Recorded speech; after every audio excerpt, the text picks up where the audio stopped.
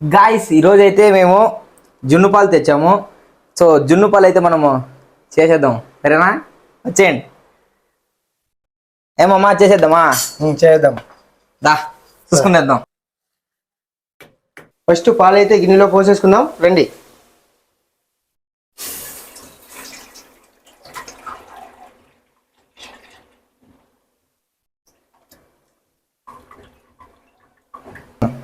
జున్ను పాలు మనం కాంచుతున్నప్పుడు ఎప్పుడు దాన్ని మిక్స్ చేస్తూ ఉండాలి, లేకైతే కింద గడ్డ కట్టిపోతుంది. లేకపోతే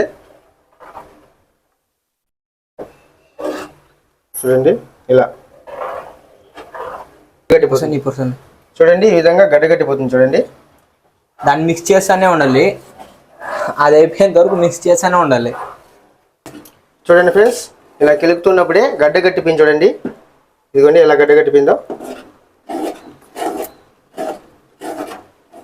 ఒక 20 నిమిషాల తర్వాత ఇదిగోండి పాలు ఇలా గడ్డ కట్టిపోతుంది. చూడండి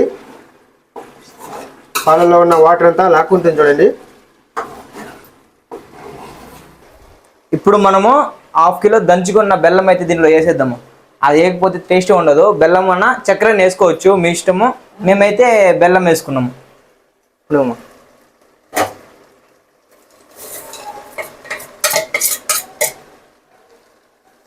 బెల్లం వేసుకొని ఇలా బాగా అయితే మిక్స్ చేసుకోవాలి.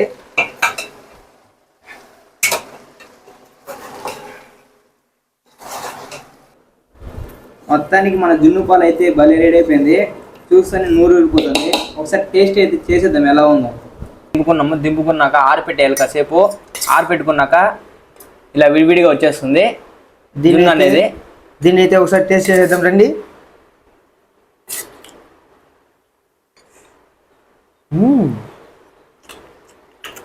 సూపర్ ఫ్రెండ్స్, సూపర్ ఉంది.